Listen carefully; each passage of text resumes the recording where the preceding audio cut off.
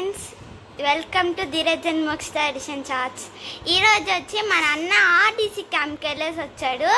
కాబట్టి మన నాన్న వచ్చి అన్నకి క్వశ్చన్స్ అడుగుతాడంట. ఏం క్వశ్చన్స్ అడుగుతాడని చూద్దాం. ఓకే, స్టార్ట్ చేద్దాం. హాయ్ ఫ్రెండ్స్, ఎలా ఉన్నావు? I am good. Fine. Okay, first experience కదా. నేను ప్రొఫెషనల్గా అడుగుతాను, పర్సనల్ క్వశ్చన్స్ అడుగుతాను. చెప్పండి, నా వైపు తిరుగు. Okay, so first professional complete చేద్దాం. సో ఎన్సీసీ ఎందుకు చూస్ చేసుకున్నావు? ఎన్సీసీ నేను ఎన్సీసీ ఎందుకు చూస్ చేశానంటే to develop to improve my self discipline skills and I want to share this discipline skills to others. Discipline skills to others. Okay, దాని మీద interest ఉంది.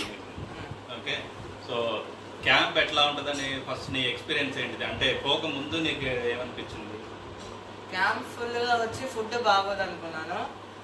పోక ముందు ఫుడ్ బాగోదు అనుకున్నాను. అలానే ఇప్పుడు చూడు డ్రిల్ అని చెప్తారు అని అనుకున్నాను. అలానే స్లీపింగ్ టైం అనేది తక్కువ ఉంటుంది. అన్ని పనులు మనమే చేసుకోవాలి.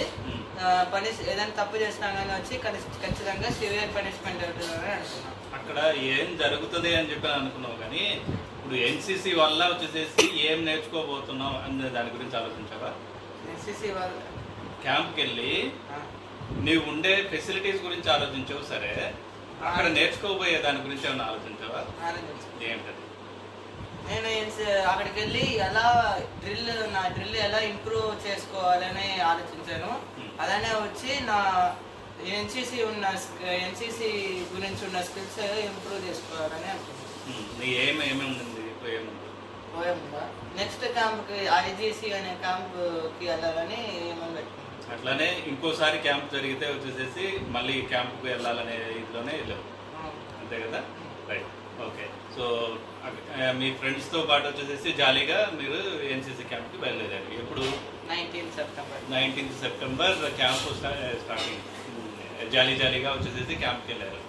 ఓకే, సో వెళ్ళిన తర్వాత వచ్చేసి షెడ్యూల్ ఎట్లా ఉంటుంది?